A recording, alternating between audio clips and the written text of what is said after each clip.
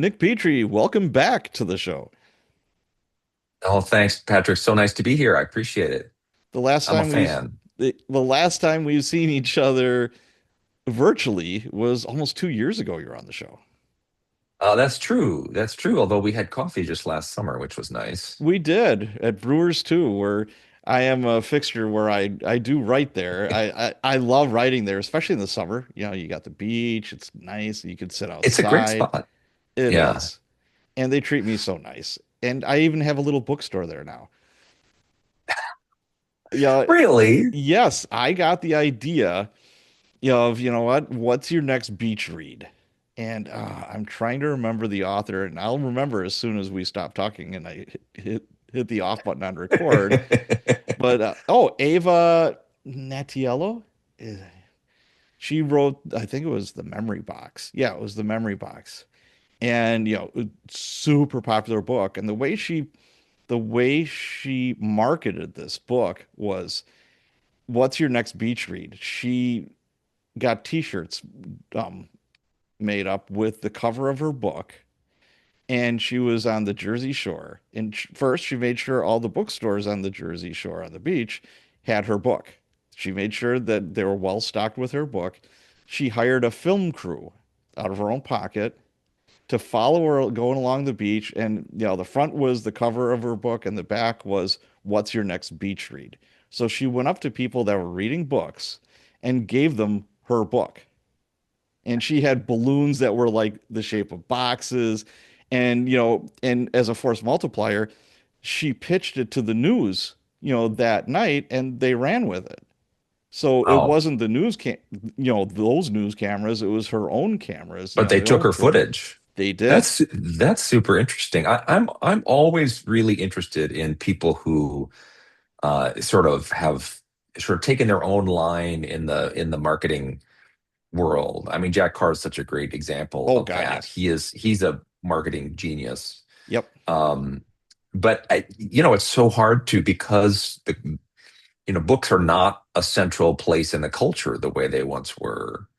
Um, so it's much harder to get anybody to pay attention. And so the stuff like that, it just seems like such a great idea. So, I took a piece of her marketing.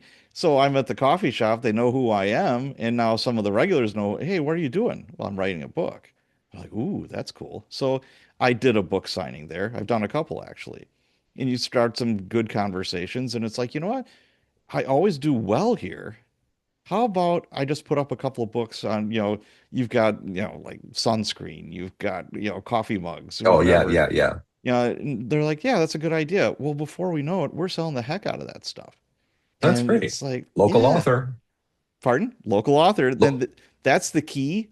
I have a picture of myself in uniform with a K9, and, with a little blurb, local, blah, blah, blah, Milwaukee police officer, turned I've author. seen that picture actually. It's really great, and you look like you're about 12 years old. I know.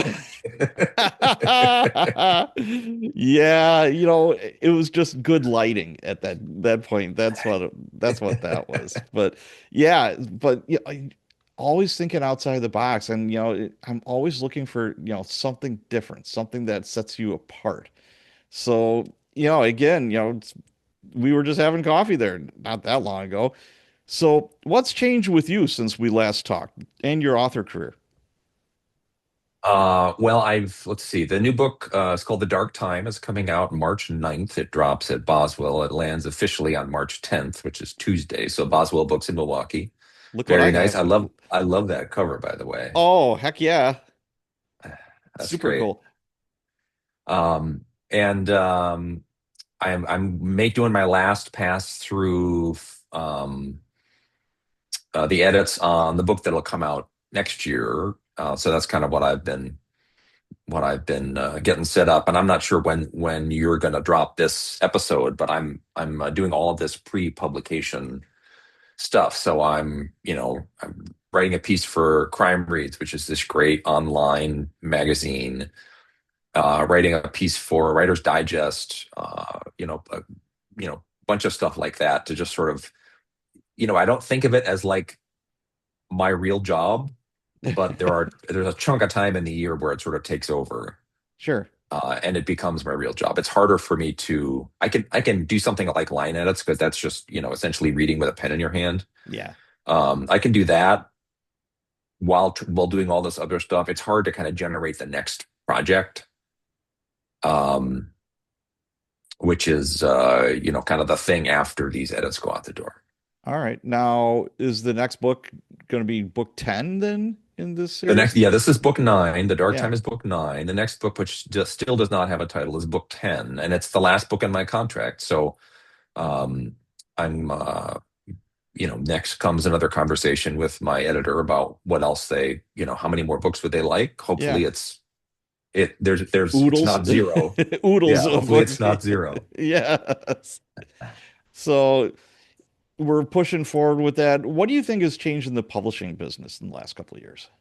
What trends Oh are my you God, seeing? I think a lot has changed. The publishing industry really leaned into um, sort of trying to have more different voices, which is both in literary fiction and in genre fiction. And I think it's great. I think we've gone way too long hearing from very few voices. And so that's changed a lot, but it also means there's a little less room for a middle-aged white guy like myself. Um, and that's just part of that process. But like to see, guys like S.A. Cosby, show up. He's a spectacular writer. We there are so many new folks in the world, but so that's sort of like how the internal landscape has changed. Externally, I think there are still blockbuster books, but publishing is becoming more and more like the film and television industry, which is that they are much more risk averse and they are looking for the next big thing as opposed to sort of supporting something that is doing okay and trying to grow something that's doing okay. Um, this is no longer the industry, where Max Perkins helped a young writer named Ernest Hemingway figure out how to write a novel. Right. Or back to I can't remember who Cormac McCarthy's first editor was, but like he wrote 4 or 5 books that basically sold 10 copies each, but they believed in him and they believed that he was a talent and they kept publishing him anyway. And then he wrote this little book called All the Pretty Horses, which became a National Book Award winner, was made into a film starring Matt Damon. One of my all-time favorite books. And that book is actually kind of one of the reasons why I write crime fiction, because it's a cowboy novel, right? It's Louis L'Amour Sure. or Zane Grey just done incredibly well, right? It's all the same themes, it's all the same, sort of tropes and ideas. It's just elevated, and that's kind of that's sort of my goal. But the larger piece to that is that you know fewer young men especially are reading, right? We are all kind of addicted to our phones. We read, Right. but we read on our phones. We read short stuff. We consume 15-second videos. Most Americans are having trouble with their attention span. So it's just become selling full-length fiction has become kind of a harder thing to sell. So we still have blockbusters. We still have big, there are a few big books every year that kind of everybody reads, but um, it's harder to sustain a career kind of lower on the totem pole. I can't tell you how many friends who are super talented, who their series gets canceled, a good series gets canceled after 2 books or 4 books, um, just because and they were profitable, they just weren't profitable enough. So Yeah. watching publishing really turn into multinational corporate publishing, um, has been is a real change, and I think it's forced me to think a little bit more commercially, like and that's really not a muscle I have, is like what sells. Hmm. I'm not the writer who looks at holes in the market to say, oh, there's nothing like this, I should write that, or this is really hot, I'll write something like this.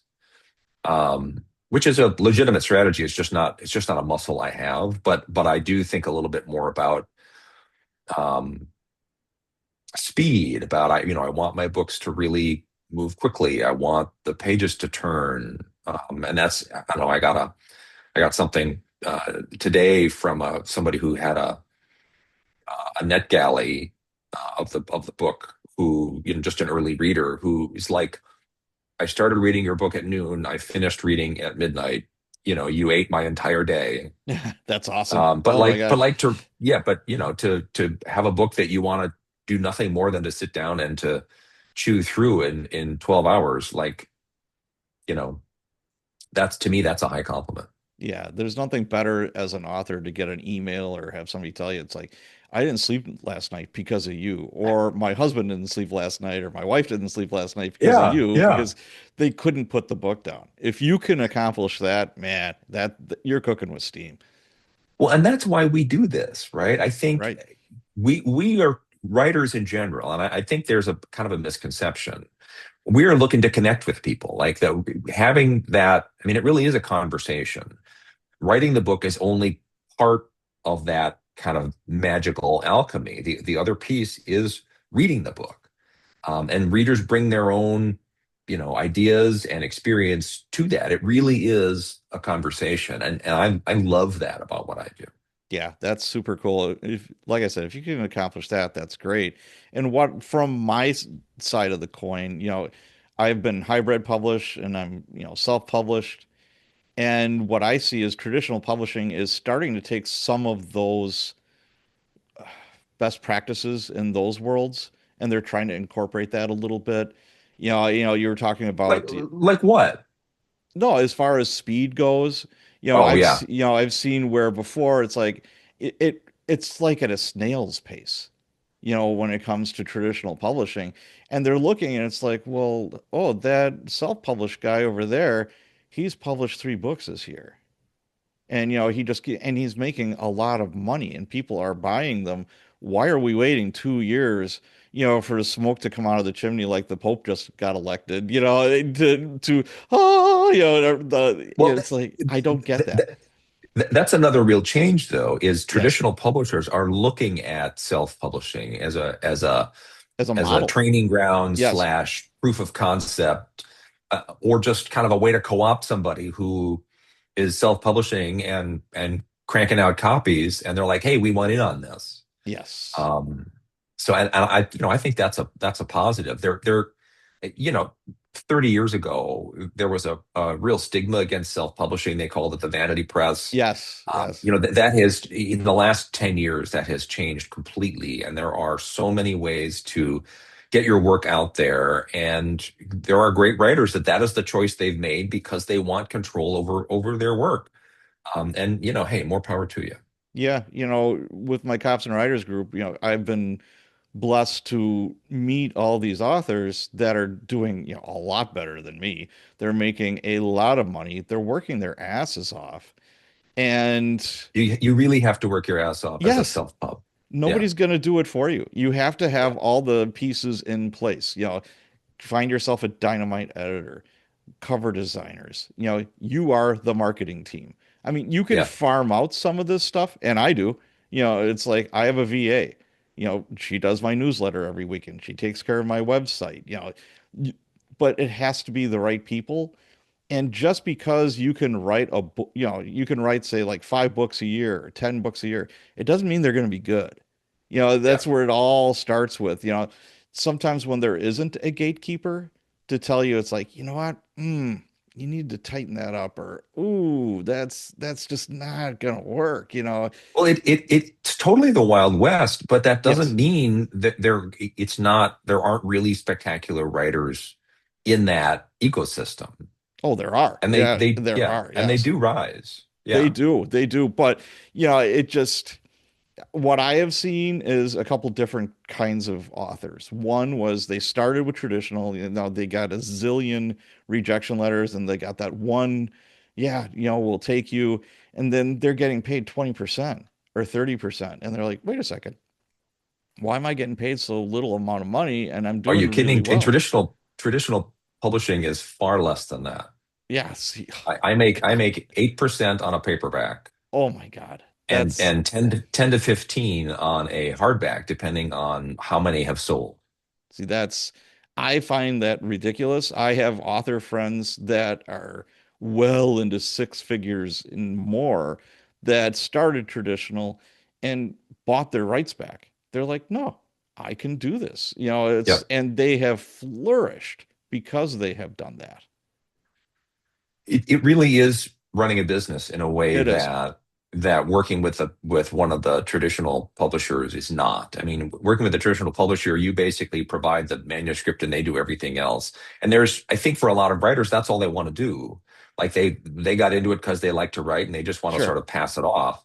And again, more power to you. But I mean, I am leaning in and getting more and more involved just because it's my career and I want to kind of see what decisions are being made, and I want to know why, and I want to lean in. But if you're self pub, it's an enterprise, and that enterprise is you. Yes. So I'm really impressed by people who can make that work. So am I, and now I didn't even plan on this, but it just popped in my head. There's a lot of AI garbly goop that's going up on Oh Amazon. yeah, It's yeah, just stuffing it, with just garbage. It doesn't yep. make a whole lot of sense, and that makes things hard for all of us. And I'm not anti-AI in any way, shape, or form if it's used correctly. Yeah, the problem is the amount of slop that is going to enter the system. I mean, we're already Yes. seeing a bunch of it, but in a year from now, in 5 years from now, that's going to be what makes self-pub a much more difficult environment. Because instead of, I don't know how many books, self-pub books are published every year, it's going to be 10 times that or 20 times that or Right. 100 times that. Yep. And it's you know, some dude in his underwear in, I don't know, Belarus who's cranking out Yes. these these books. Yeah, And like a like hundred it's bucks a hundred books a day or some, like yeah, crazy no, thing it's like that. it's Yeah. it's gonna be it's gonna be interesting to see kind of how that all plays out. You know, when you publish a book on Amazon, there's a question. It says, are any parts of this AI generated? It's a yes or no question. And I'm thinking to myself, well, I use Pro Writing Aid. That's kind of AI generated. And sometimes I do bounce ideas off of Claude or ChatGPT. I mean, I don't have them write the book. Where's the line? And okay, you have this information. What are you going to do with it? Why are you asking me this? Yeah, well, I think they're still at the information gathering stage, Yeah. trying to kind of figure out what the tools are and who's using them and how. I agree. I mean, I use it for research. I mean, you have to double check everything because Right. it's not it's more reliable than it used to be. But every once in a while, there's a real It makes stuff up something sometimes. really. Yeah. Oh, it's yeah. There's some really stupid stuff in there. Yes.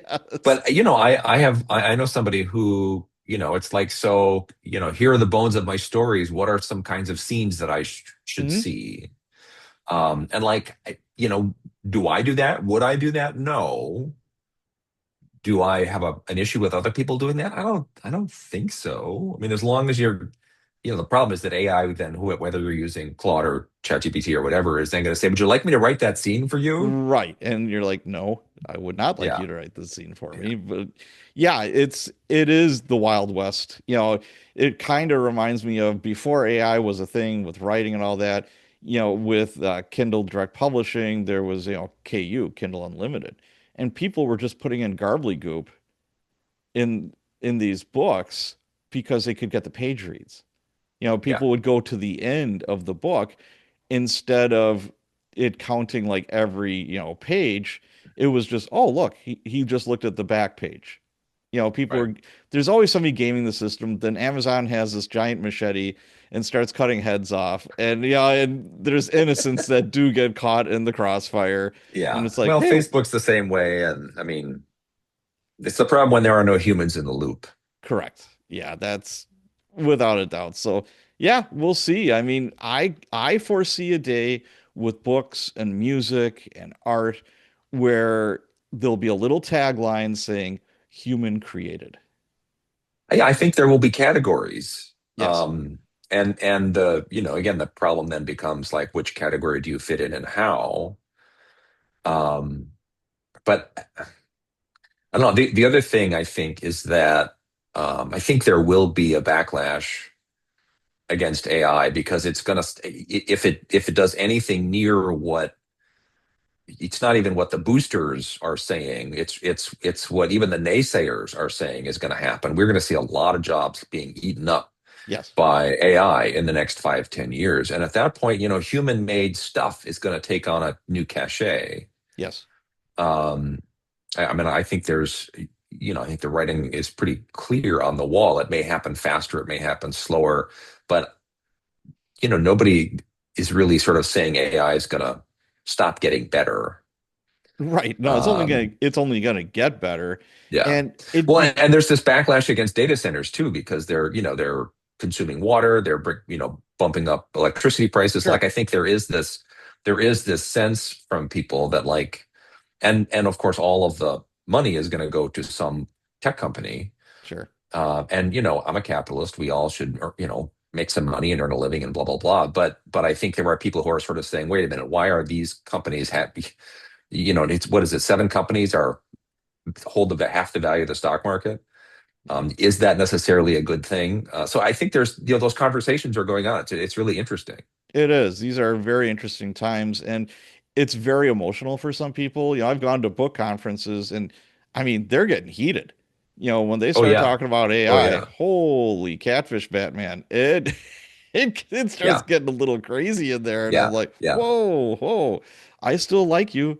Either you're AI or anti-AI, you're a nice person. I'm not gonna like poo-poo you because you think this way, but wow, people they dig their heels in no matter. I could say, AI is doing amazing things with medicine right now.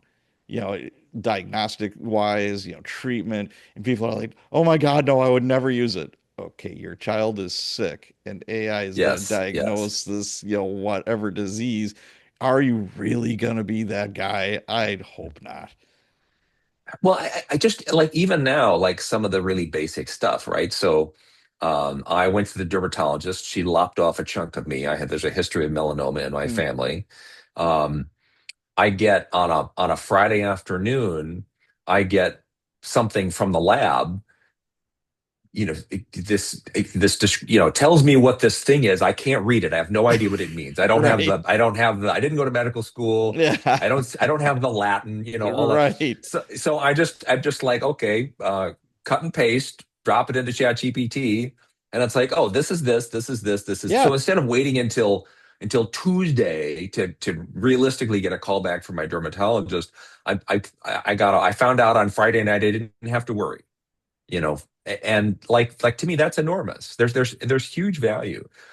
But like you have to, part of it is just being an informed person and Sure. listening to all sides and sort of weighing for yourself, um as opposed to just sort of blindly following, getting stuck in your news silo and believing everything you read. And whether you're on the left or the right, or pro AI or anti AI, we're all guilty of that. And Wow. for me, the goal is to sort of manage to try to step out of that and to read across the political spectrum and to talk to people who may or may not agree with me, just like you were talking about. Yeah, absolutely. I'm a huge fan of that. When I was a sergeant with the department, when rookies would come in, one of my first speeches I would give them fresh out of the academy. You have friends that are not cops. Hold on to them for with dear life. Please hold on Yeah, to them yeah. because they're going to think differently than you. They're going to act differently than you. It's super easy to get inside our little bubble here and we all think the same, we all act the same, blah, blah, blah. It's good to be around people that have a different perspective and a No, different that's really lifestyle. smart. Just Well, and hold how on to how them. great for the how great for those rookies to have that at the front end, as opposed to figure out 10 years in, holy cow, like I need to find some other ways to some other opinions in my life. That's so great. Well, some people don't think that way, unfortunately. And you don't have to be a cop. I mean, I see it every day in little echo chambers and whatever else, Yep. Yep. like what you just said. You know what, AI or anything else, it's like try to ascertain the facts and make up your own damn mind. Yeah. That's why God Yeah. gave you a brain. It's like use it. Yeah. Yep. Pretty Yep, simple yep, stuff, no. I think, but Yeah, I'm with you. We're preaching to the choir here. we are. All right. Well, see, we said we weren't going to talk about politics. We're getting we, dangerously we didn't close. we didn't we didn't really talk about No, we politics. didn't. It could get much worse, and it's not going to. No, I promise, no, my thank dear thank listeners. God. Yes, Thank God. there's Yes. more than enough channels for that. That is not my channel. So, Yeah. yes. All right. So, you strike me, Nick, as a blue collar author. And for those who are watching, he actually is wearing a blue collar right now. Luck finds people who show up for work every day. How true is that? And could you explain it? Oh, I think that's enormously true. There's a painter named Chuck Close, sort of an acclaimed painter whose line was amateurs wait for inspiration, professionals show up and get to work. Yes, I've heard And I that a bunch of really do. times. Yeah. There's I can't remember who else there. This is I don't think it's Hemingway. It's somebody who talked about uh, the muse always finds me because I'm always at my desk at 9 a.m. every day. Right. And I'm a big believer in routine and in showing up. And, I have many, many days where I am not inspired. I have many, many days where I would rather be doing something else, or I have many other things to do. And what I have found is that if I just open the document and I just start to look at what I did, yesterday or the day before, and oh yeah, here's a sentence that isn't quite right. Oh, here's a paragraph that I can tweak, and then before long, I've sort of fallen into it, and I'm just back at work, and I think, to I, people who are not writers think of this as something. It's a great passion. It's a something that we do because we've always wanted to do it, and that's all true. But it's also hard work, and writers are all fairly tormented and filled with self-doubt, and you're putting yourself out on the page for everybody to Oh, yeah. read, right? Like there Absolutely. you feel vulnerable in a way that I never felt when I was a carpenter or a contractor or a cabinet maker or a home inspector or any of those things where it was just my professional knowledge. This is my whole self on the page. But I am a fan of just showing up to work. I work 6 days a week, sometimes seven. Yep. I work long days. I like to do it, and I think I am a Midwesterner, so part of it is that's just I think part of being a Midwesterner is sort of that work ethic. But the blue collar job part, like unless you're James Patterson and you are basically, he basically provides an idea and then functions as an editor for somebody else. Like that's a management position. You're right. But for every other writer, like if I don't show up at my computer and start typing, nothing's going to happen, right? It really is like if you don't go to work, you are not going to move this job forward. It is so much like being a carpenter or a cabinet maker to me. So yeah, I'm a big fan of that whole aesthetic. Yeah, I think people who don't write have a very romantic Yeah, view of what a writer's life is. It's like, well, I'm gonna look at my vision board this morning, then I'm gonna, say some affirmations for about an hour, then I'm gonna do some yeah, yoga, and I'm gonna burn some candles, and I'm gonna meditate, and then it's noon. Oh shit, there goes my morning. Okay, I'm gonna have, yeah. some lunch, and then in the afternoon, I might do some more yoga, and then I'm gonna start getting inspired, and then I'm gonna sit at my I see. desk I and thought that was your whole day. yeah. I mean, I just figured that's how you function, Patrick. That is my my my secret is out. You got me, Yeah. man. You got me. Nobody wants to see me in yoga pants, just so you know. Nobody wants that visual. But it if you're like I said before, I'm in the world more of the self-published guy where it never stops. The only time my brain goes into neutral is when I'm sleeping. Either you're thinking of marketing stuff, either you're thinking, and I've got the podcast, this podcast as well. I'm constantly thinking, it's like, oh, she'd be a great guest. Oh, he'd be super. I wonder if I should change this. And then it's like, I'm about 95% done with the first draft of my newest book. And I'm like, okay, we're getting towards the end here. I really want to end it on a high note. I really, and before I know it, it's 11 o'clock at night, and I can't. I'm having trouble keeping my eyes open, and I'm like, oh shit, I should probably go to bed. But it never ends. It never ends. Well, you're running a business, right? Anybody Yes, who I've been self-employed since I was 22 years old, right? So anybody who has ever run a small business understands that it never goes away. There's always more to do. And at some point, you just sort of have to say arbitrarily, okay, my day is done now, because if I don't stop and get some sleep and rest a little, I'm not going to be very useful tomorrow. correct. And that is, to me, that is just the reality of working for yourself, running a small business the way you do. And also, I think writers in general, like our brains just go. Every writer I know will be, just they just can't turn it off. Well, it So I think that's just part of the package. well, it's funny. I mean, I'll just say one more thing about this. I was fortunate enough to know Mark Cameron, our mutual friend, and I was at a conference with him.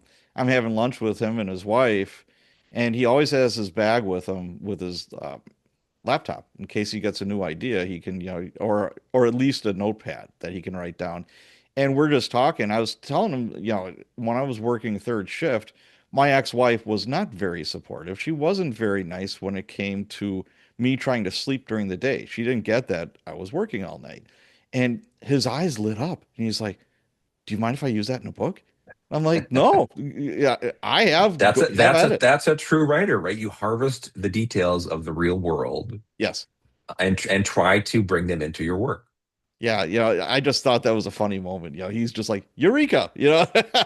Yeah, But he's a we talk he's a lovely guy. Mark is really one of my favorites. oh, absolutely. He is one of the nicest guys I've ever met. And for his moniker of success, he's like the most humble guy you'll ever meet. The crazy stuff he's done in his life, he obviously you could write books about it. And he's just a normal dude. And him and his wife are just such a cute little couple, and they're so nice. It's amazing to me. It is.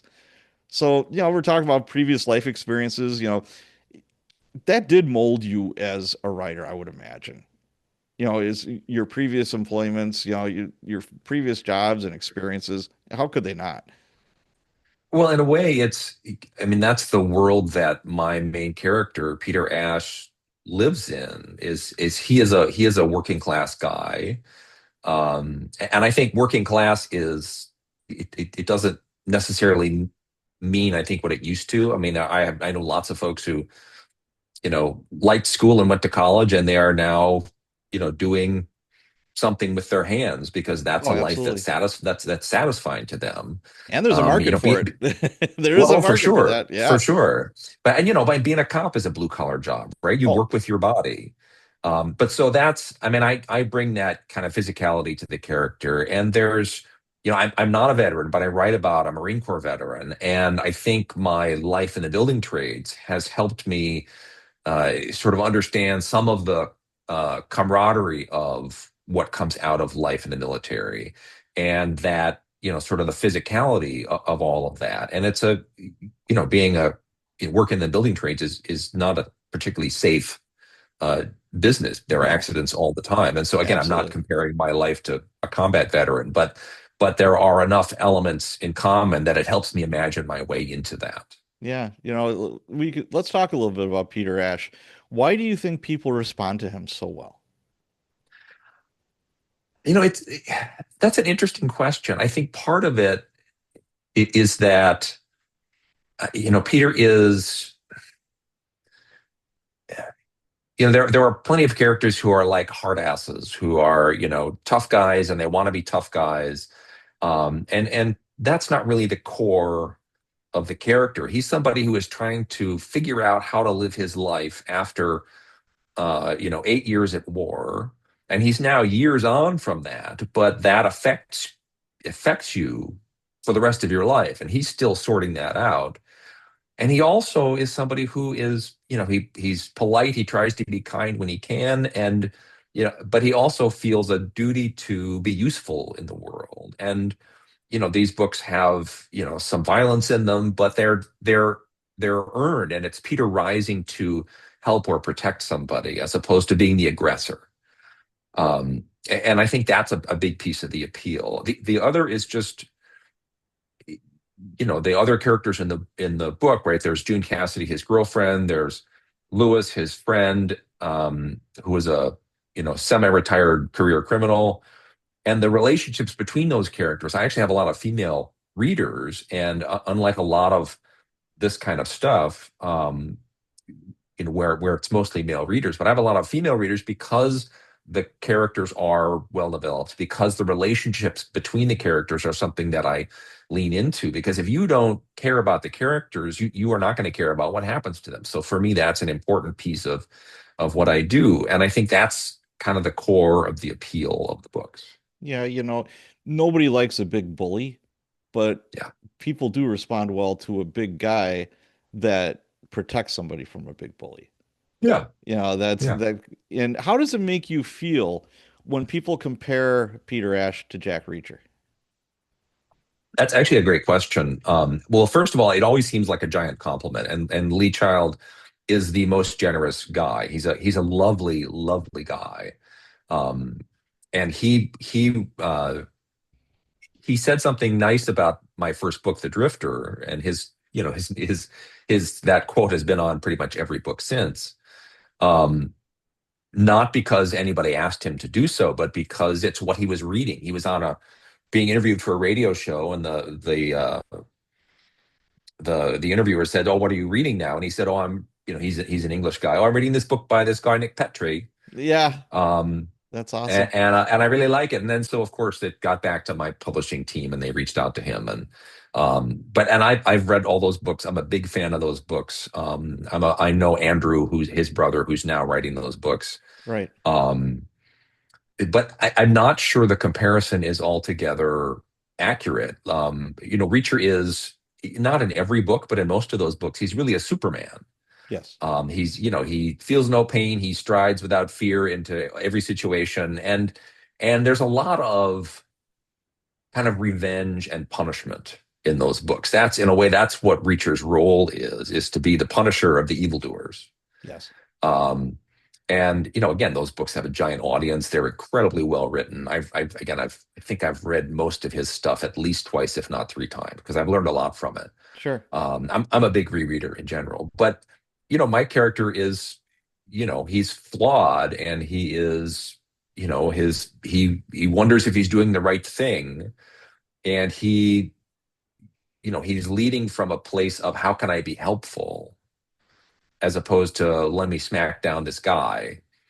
And the my villains also, the goal for me is to have the to, is to I want you to have some sympathy for these people who are doing, in some cases pretty terrible things.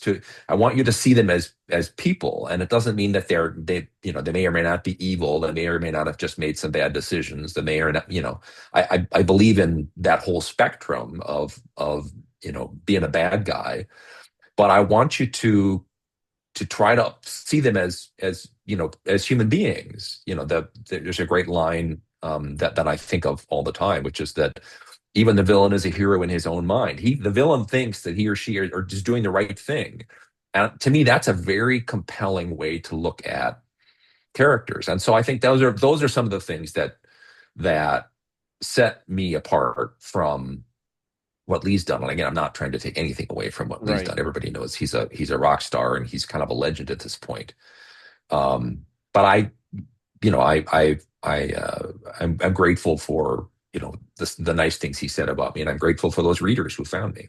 And I think that's what makes a good writer a great writer when they really have some depth in, it's kind of easy-ish to write a great main character. And I love the fact that, they've got flaws and they're aware of these flaws. They have weaknesses.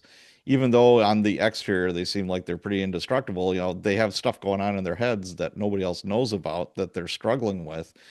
And the same thing with the villain. It's so easy just to say, hey, he's a bad guy. She's a bad Yeah, girl, whatever, blah, blah, blah. But what I'd love to, like, say, Dexter. I'm a huge Dexter fan. You're rooting for the serial killer.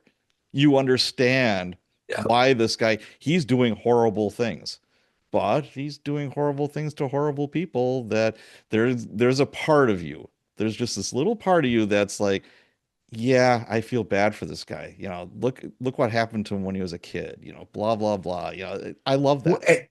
and it's it really is the complexity of character, and that character is Yes. actually a great example. And the piece about how um, Dexter's dad was a cop, and Dexter's dad knew what he was and knew what he was going to be, and sort of pointed him in this direction, Yes. right? So he's doing the best he can with who he is, and like that is such an utterly human experience. Who cannot identify with that as an experience? Like I really, and that's the goal is for the reader to sort of say, oh, that's he's like me in this way, or she's like me in that way, and to make it easier to fall into those stories and to identify with those characters. That's great writing. That's great writing, I think. So, marketing, the word that strikes fear into many an author's hearts. What do you think is the best bang for the buck? I am probably the wrong person to ask about this. I'm a traditionally published Big Five author, and a lot of it is kind of out of my hands. They have a playbook that they follow, and I am really lucky in that my publisher, Putnam, which is part of Penguin Random House, has a long history of supporting their authors in a way that not every publishing house I was does. just I gonna say a have lot of them don't. A no, lot of them. I have friends who are published by other Big Five publishers who, you know, it, my publisher is sending me on like, a nice long book tour. I have, and they're paying for flights, they're paying for food, they're paying for hotels. That's awesome. I have lots of talented friends whose, publishers are basically saying, you want a book tour? Knock yourself out, set it up yourself. Yep. They book it themselves, they arrange it themselves, they pay for it themselves. So I'm quite lucky in that regard. But there's, they have sort of stuff that they do. I think like a Goodreads promotion is something that I hear more about people doing that I think has some benefits. I think a newsletter is essential if you're a writer, and to sort of cultivate that newsletter and to try to grow, the number of people who are reading it, and to above all put it out on a regular basis. Um, I there you can boost Facebook. I mean, there are stuff that you can do on social media. I'm not sure social media is a great bang for the buck anymore because it's been so, the algorithm keeps changing, and It it's does. a lot of that stuff has evolved so that it's really not about, um, sort of, you generating your own content. It's really become the professionalized, where it's influencers creating content is really what's getting the attention. So I'm not sure those are necessarily important, but I think the stuff that you do is you get out there, you talk to people. I think book events, um again, I'm not sure how many extra books I'm going to sell by going on this longer tour, but I know I'm going to talk to a lot more people. Yes. And I know that people who are passionate readers who discover books will say to their friend, hey, I just read this guy, this first, I've read this guy for the first time and I really like his stuff and you should try him. And that's really that sort of, ground level of support that builds over time. So those are kind of the things that I do. And again, I like podcasts because I like talking to people. And some have bigger audiences than others. And I don't know, how many of those lead to an actual book sale. But, library events, bookstore events, if I do a library event, I always want to have a bookseller there so that if somebody wants to buy a book, there's no Sure. obstacle to that. Right. Um, and that's kind of my take. You and I have talked, and I know other writers talk about sort of this kind of guerrilla marketing stuff. And if that works, it's great. I think there are many people who try something like that it just never, catches on. I think you have a knack for that. I think some people do as well. Jack Carr, for example, Oh my God, yes. really has a knack for that. I'm not sure I have that muscle. And I prefer to focus my attention on writing the next book. Mm. That doesn't mean that's what I necessarily should be doing, but I'm not a super fast writer, so a book a year is a challenging timeline for me. So I don't have a lot of other bandwidth for other things. Gotcha. Now, writing in a series, you have a long running series that is successful, Peter Ash. What are the positives and negatives of writing in a series for you? Well, I am not Peter Ash. I'm not a Marine Corps combat veteran, but we share a sensibility. So part of the fun is to sort of put that sensibility out into the world. A lot of Peter's observations about things are the observations I myself might make. Um, the so that's just fun to sort of be like Yeah, sort of have an avatar out into the world. sure. And I know now, right? So book 9 is coming out March 10th. It's called The Dark Time. I have really only three recurring characters, Peter and June and Lewis, but I know them very well and I know how they're going to react. I know their voice and how they talk and so those are, it's like starting a new book is like, taking a trip to see some old friends. So I really like that part. The challenging part is that um, gee, the ninth book is coming out. The 10th book is, all but done for next year. And to start the next book, it's sort of like, well, I go through, my list of ideas and it's like, oh, I did that in book 3. Oh, I did that in book 6. Oh, I kind of did that in book 4. You know, you have to expand the realm of what's possible um, in order to keep the series, alive and to not sort of get stuck in the same kind of doing the same thing. And I love series fiction. I never really thought I would end up writing series fiction, certainly Yeah, not this long. And a lot of the people that started out, kind of when I did, their careers are, their series have ended. Their publishers shut them down. There are not many people of my, generation, my class, so to speak, the year that I came out, who are still doing this. So I feel really lucky to do it. But it's you'd think it would get easier, but it hasn't. It's gotten harder. okay. What would your advice be to somebody that has say, hey, I want to write a series? What would some of the best practices be? Or some of the mistakes that you've seen yourself make? Well, so I really designed this series because I didn't want to get stuck in one place doing one kind of thing, right? So if you go back to like a classic PI series, like the Spencer novels by Robert Parker, um, you know, there are some variations from the theme, but they're all set in Boston except for a few.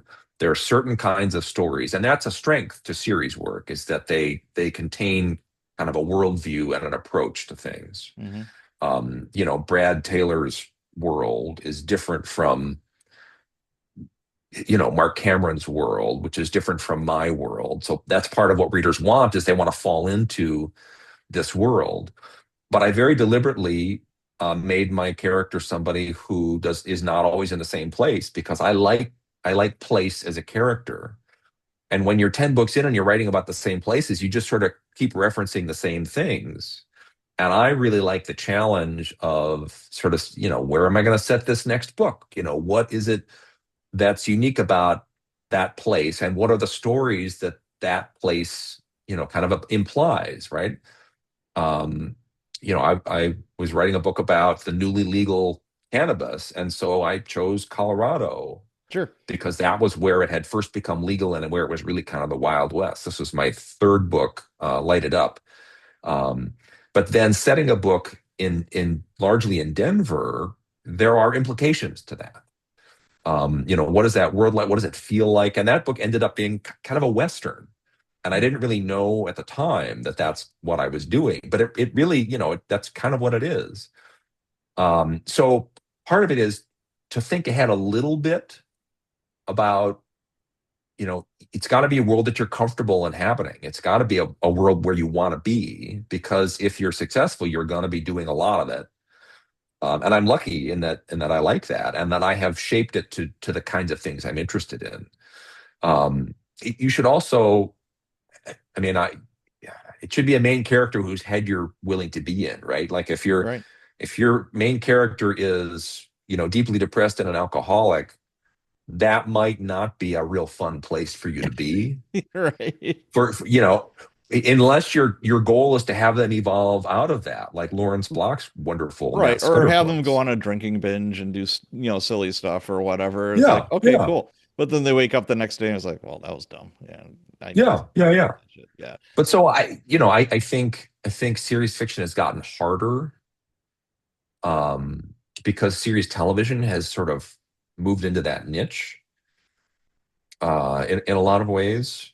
And again, I don't, my friend Don Bentley, is like, you are he says, I'm like the last standing series writer of my, kind of our generation, Yeah. just because, before us, it's really like Brad Taylor and Mark Rainey, who are still going and still successful. And Mhm. again, those guys are both incredibly talented and also great guys.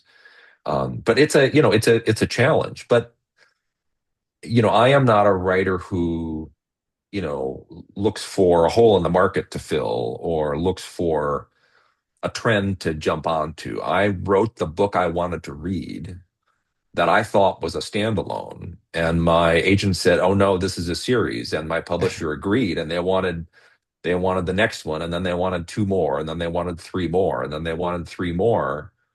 And so I just sort of found myself on this trajectory. And so every book is just sort of like, well, how do I adjust this now?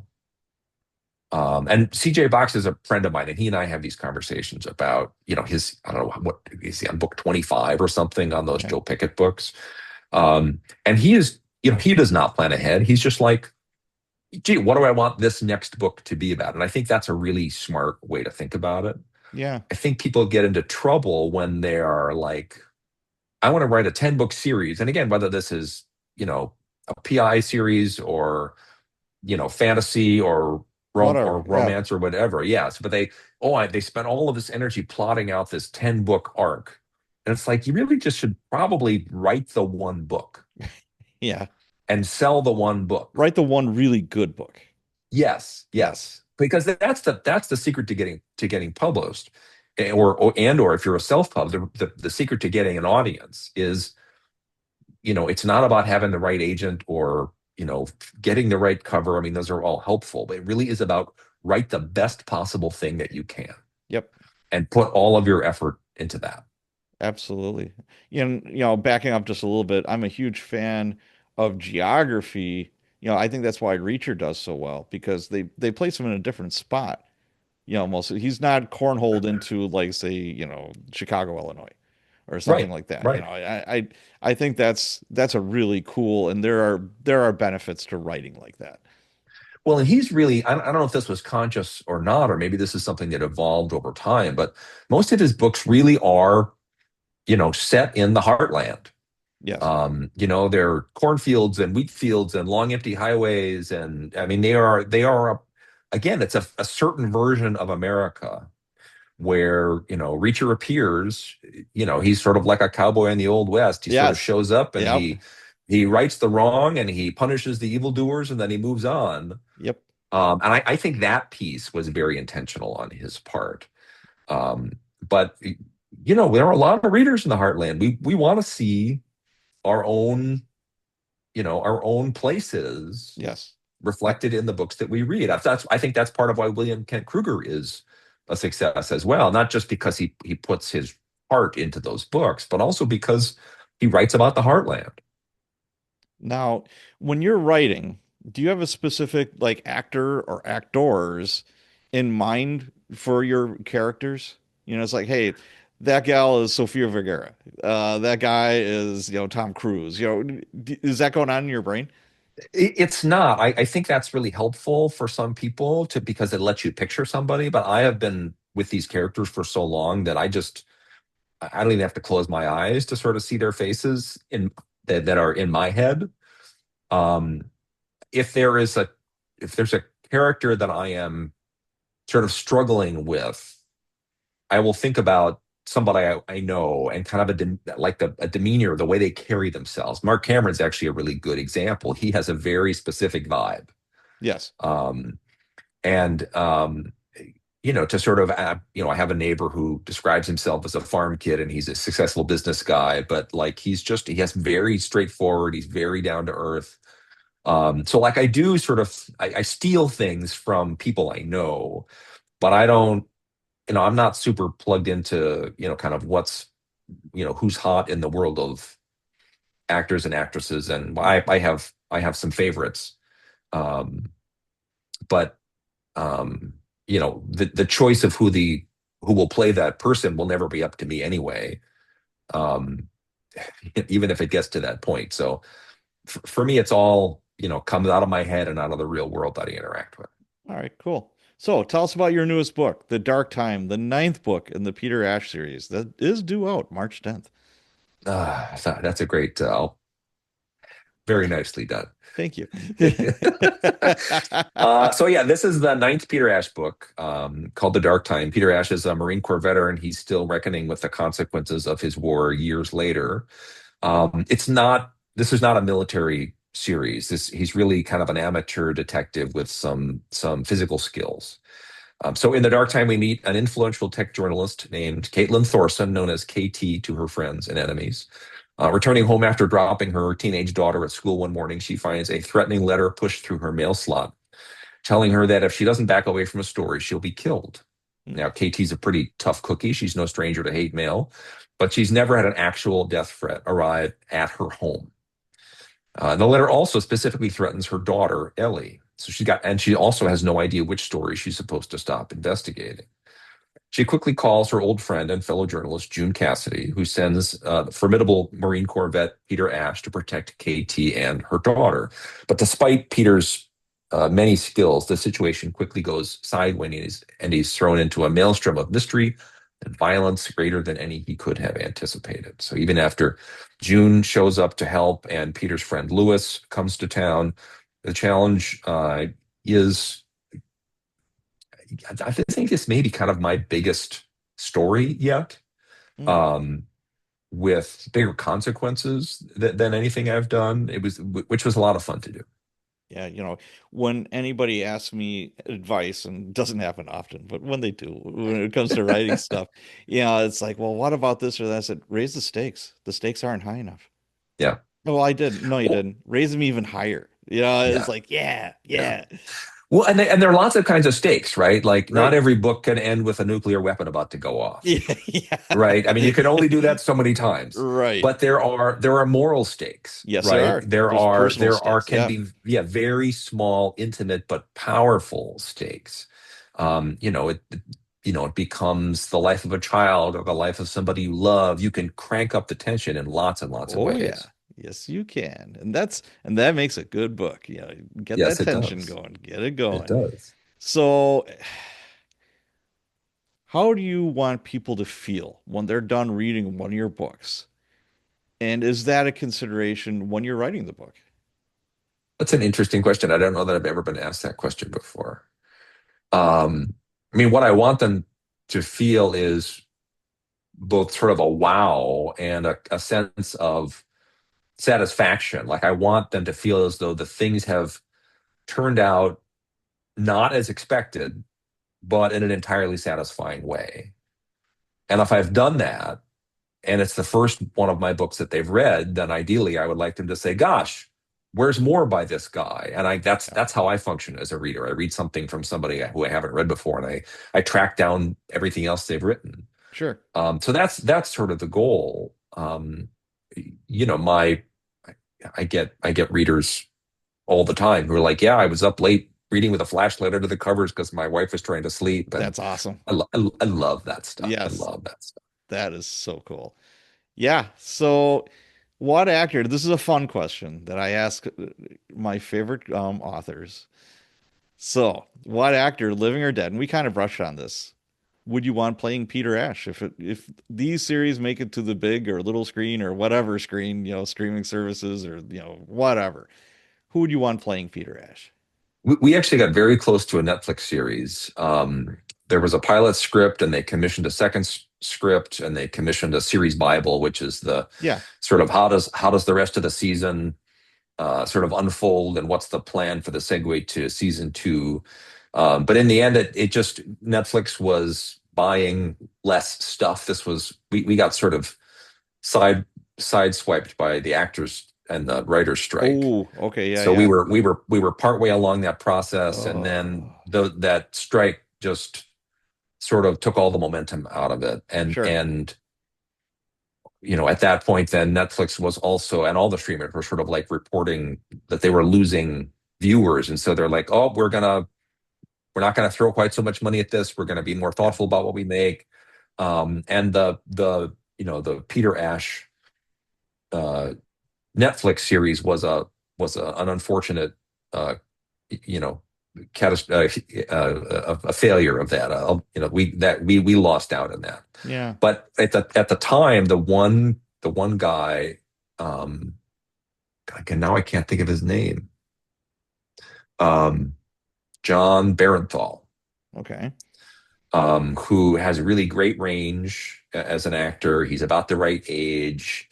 He's very physical. He's sort of the one guy um, that I've consistently thought of. You might know him from, oh my God, what's that Taylor Sheridan Okay. film set in Wyoming? Oh, Yellowstone. No, No. that's the series. There's a film before that about a Park Service employee. His job is to basically kill, predators that are preying on Oh, okay, okay. Yeah, I'm looking at um, his filmography here. He was in The Punisher. Wind River. Oh, Wind okay. River. Yeah. And he doesn't have actually Jeremy Renner also. I'm a big fan of Jeremy Renner, but the he shows he's got a lot of different sides to him, which I really like. Yes. But again, he's not taking my calls. Well, I don't know why, and if I have anything to do with it, damn it, we'll get this rolling. So, so let's start winding this down here. What, like, one piece of advice would you give to a new author that is either, like one or two books under their belt, or is just starting out, that's, they're trying to push that boulder up the mountain, they're trying to push to the next level. What would your word of advice be to them? I mean, you have to keep evolving. You have to keep, improving your craft. And there are lots of ways to do that. You can read crafts books. You can give your books to friends writers you admire to sort of say, hey, how could I have made this better? Right. I'm on the receiving end of that for writers that I know who sort of say, this has given me trouble. Will you take a look at it?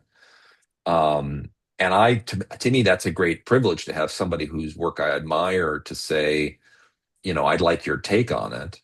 So I'm on the receiving end of that, and I have a book that's given me some trouble that I've shared with other authors as well. So I do this, you know, this goes both ways for me, but that's how you get better is you find a reader whose taste you trust that works for you, whose advice works for you, and you keep trying to get better at what you do. And also you have to read, the writers, people who want to be a best-selling novelist who don't actually read, like that is how you learn to write, is by reading Right. people who are better at what they do than you.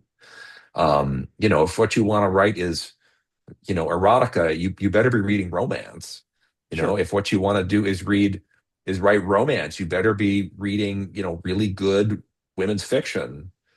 If you want to write crime, you really better be reading, the top tier of authors, because there's so much to learn. And if you can cultivate that mindset of always getting better and of trying to stretch yourself, and again, especially we were talking about series before, but I think that's the crucial thing to a series is to keep pushing the boundaries, to keep trying new stuff. Um, Both because you don't want to bore yourself, and if you don't want to bore your audience. Right. So and that that said, just keep showing up. If you've got something in the mail to agents, or your agent is shopping to publishers, you should have another project that you are working on. You should be still working, because the reality of being a working writer is that it's work. And you better be, nobody is ever going to care about your work as much as you do. So you need to lean in and you need to sort of, you know, put in the time, get off your phone, maybe don't watch so much TV, Yep. get out of the bar, stop smoking weed and pay attention, right? And like this is not something that um, people are successful at. Very rarely are people successful at this just half-assing it. You gotta put your whole ass in there. Yeah, I wholeheartedly agree with you. So what's next for you?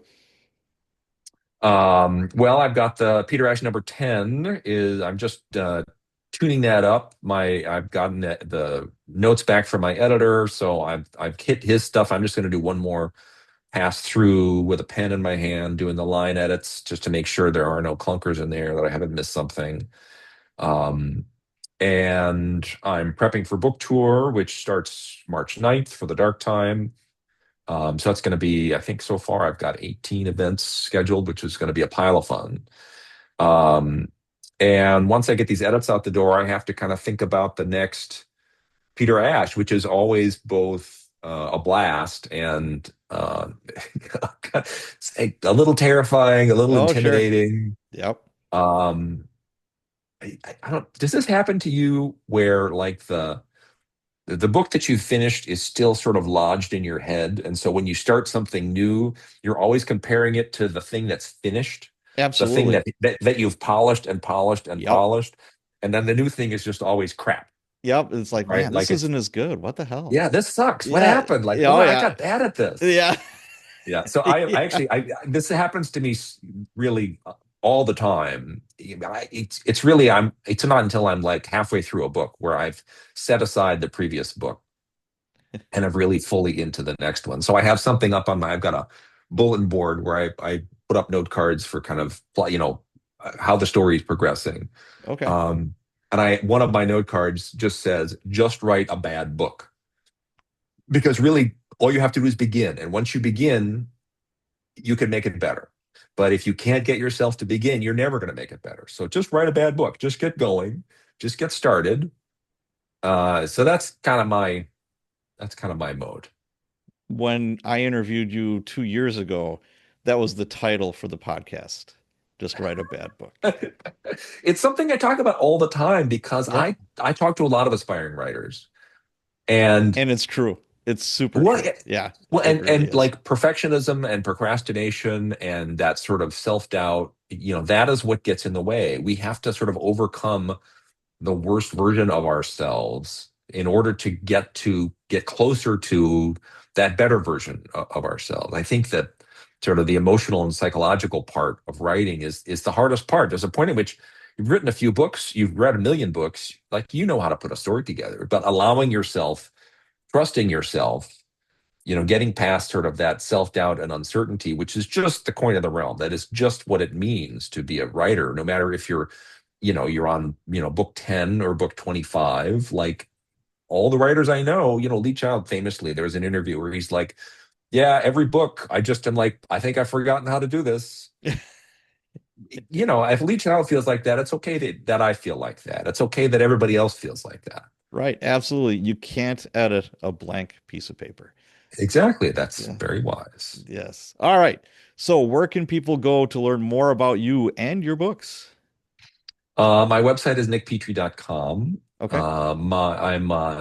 I'm semi-active on Facebook and Instagram.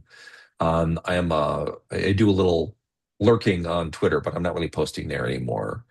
Just because I don't have the bandwidth. I'm trying to kind of keep my life simple. And on my website, you can subscribe to my newsletter. So I send something out once a month. I don't want to clog up people's inboxes too much, but there will be um, tour information, which is also going to be all on my socials as well. And there's an excerpt from a book, or there's always kind of something kind of new and interesting, something great I've read, something good I've seen. It's usually what I've read. So that's another way if you want to dive a little deeper and to And find out a little more. you're kicking off the book tour March 9th, where? Boswell Books in Milwaukee. On North Downer Avenue, I believe. North Downer Avenue. Yeah, yeah. Yep. No, and Boswell, if you're local and you haven't been to Boswell Books, you really should go. It is it's a great kind of legendary independent bookstore. The guy who runs it, Daniel Golden, who used to work at Warner Books in New York, and is somebody who is kind of a legend in the book world. Um, and you wouldn't know it. He's a very unassuming guy. He's a lovely guy. But the what I love about a good independent bookstore is you go in and they have recommended, and Daniel does this all the time, books that I didn't know existed, that if I knew they existed, I wouldn't necessarily have picked up. Okay. But because he knows enough about what I've read, which somehow he carries all this stuff in his brain, um, I will find something new and spectacular that I would not otherwise have read. So that's the great benefit of a great independent bookstore, is as a recommendation engine from one actual human being to another. Very good. Well, the name of the book is The Dark Time, due out March 10th. It's going to get released. Nick Petrie, thank you so much for being on the show. It was a great conversation. Oh, it's always my pleasure, Patrick. It's nice to see your face.